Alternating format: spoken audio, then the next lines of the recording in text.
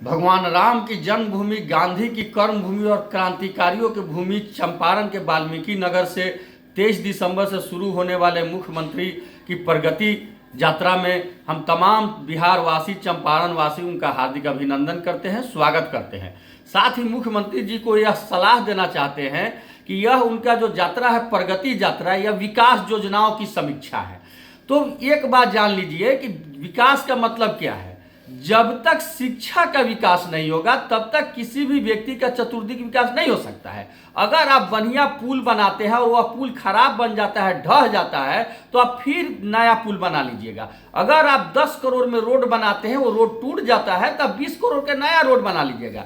लेकिन जो बच्चा पढ़ने वाला है, एक बार अगर वो ढंग से नहीं पढ़ा है, ढंग से शिक्षा नहीं लिया, तो उसके लिए आपको एक जेलखाना बनाना पड़ेगा, क्योंकि वो अपराधी हो जाएगा, वो संस्कारी व्यक्ति नहीं बनेगा।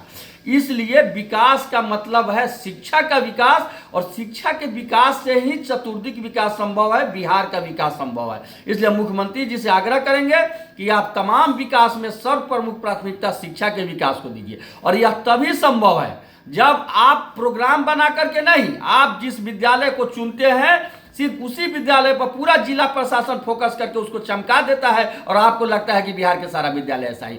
आप गाड़ी से चल रहे हैं, अचानक किसी विद्यालय में घुस जाइए और देखिए वहां क्या स्थिति है। आपको तब पता चलेगा कि मात्र 2 कमरे में 13 क्लास चल रहे हैं, 800-500 बच्चे वहां एडमिटेड हैं, वहां बेंच डेस्क की व्यवस्था नहीं है। आखिर कैसे वो पढ़ाई होती है? और ये तमाम बातों की आपको जानकारी तब मिलेगी जब आप शिक्षक प्रतिनिधियों को बुलाएंगे। आपसे आग्रह है कि आप जहां भी समीक्षा बैठक करेंगे, हर जिला में आपका समीक्षा बैठक होगा, वहां आप शिक्षक प्रतिनिधि को अवश्य उस बैठक में शामिल कीजिए। उनसे आप उनकी समस्या को सुनिए और उनके समाधान कीजिए, तभी आपका प्रगति यात्रा सार्थक होगा, वरना यह यात्रा आपका असफल हो जाएगा और इस यात्रा का कोई मतलब नहीं होगा। हर विद्यालय का जो माध्यमिक उच्च माध्यमिक विद्यालय है उसके अध्यक्ष माननीय विधायक जी हैं, जो प्राइमरी और मध्य विद्यालय है उसके अध्यक्ष वार्ड मेंबर है। यह भी एक बड़ा कारण है, आप उसकी भी समीक्षा कीजिए अलग से हेडमास्टर को कि क्या समस्या है।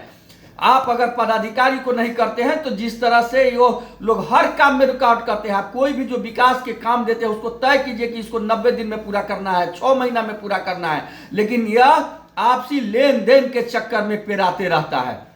मैं मुख्यमंत्री जी से यह भी कहना चाहता हूं कि शिक्षा के विकास के बिना किसी विकास का कोई मतलब नहीं है। इसलिए शिक्षा का विकास होगा तभी संस्कार का विकास होगा, और हम शिक्षक भी समाज के ही अंग है। आप समाज के विकास कर रहे हैं, हम शिक्षक भी समाज के ही अंग है, हम समाज से कोई अलग लोग नहीं है। इसलिए आप हमारे प्रतिनिधि से वार्ता कीजिए, आप हमारे प्रतिनिधि को उसमें रखिए। जो शिक्षा में कमी है, अगर शिक्षक में कमी है तो उसको भी हम दूर करेंगे। छात्र में कमी है, अभिभावक में कमी है, इंफ्रास्ट्रक्चर में कमी है, इस बात की जानकारी आपको यहाँ के पदाधिकारी नहीं होने दे रहे हैं, आपके आगे पीछे रहने वाले लोग नहीं होने दे रहे हैं। इसलिए समस्या दिन प्रतिदिन बढ़ती जा रही है, और आपका यह जो प्रगति यात्रा है वह, अगर आप शिक्षक प्रतिनिधियों से बात करके शिक्षा के विकास में काम नहीं किए तो आपका प्रगति यात्रा बिल्कुल निरर्थक होगा, बेकार होगा, इसका कोई मतलब नहीं रहेगा। इसलिए एक विद्यालय अगर सही ढंग से चले तो वह 10 जेल को बंद कर देता है, और एक विद्यालय के अगर सभी बच्चे खराब हो जाए तो उनके लिए एक जेल खाना अलग से बनाना पड़ेगा। अंत में मैं मुख्यमंत्री जी से करबद्ध आग्रह करता हूं कि आप शिक्षा के विकास पर ध्यान दीजिए। आज शिक्षक बहुत समस्या से जूझ रहे हैं, बहुत समस्या। आपका लाल फीताशाही, अफसरशाही इतना हावी हो गया है कि उसका समाधान नहीं हो पा रहा है। ट्रांसफर की समस्या, एक आदमी, मैं आपको बता दूं, 70 साल 80 साल के जो बुजुर्ग हैं, 90 साल के बुजुर्ग हैं, जिनको प्रवरण वेतनमान नहीं दिया आपके भ्रष्ट पदाधिकारी डीओ डीपीओ ने, जो दोहरा रहा है 10 साल 15 साल से, हाई कोर्ट का डिसीजन लेकर के हुआ गए, फिर भी डीओ भेजते हैं किरानी के यहाँ, किरानी भेजते हैं डीओ के यहाँ, नहीं हो रहा है। यह तभी समाधान होगा जो मान लीजिएगा आज तमाम डीओ डीपीओ आपके बेंच डेस्क बेचने में लीन है, अकंठ भ्रष्टाचार में लीन है। जब तक शिक्षक प्रतिनिधि से बात करके आप उन समस्या को जानेंगे नहीं, उनका समाधान करेंगे नहीं, तब तक आपके प्रगति यात्रा का कोई मतलब नहीं है। यह प्रगति यात्रा बिल्कुल व्यर्थ जाएगा। इसलिए प्रगति यात्रा को अगर सार्थक बनाना है तो आप सभी जिला में बैठक में शिक्षक प्रतिनिधि को शामिल कीजिए, उनकी समस्याओं को सुनिए और उनका समाधान कीजिए। शिक्षा का विकास तभी होगा, शिक्षा का विकास से ही बिहार का विकास होगा। इन्हीं शब्दों के साथ आपका केशव कुमार, प्रदेश अध्यक्ष शिक्षक संघ बिहार।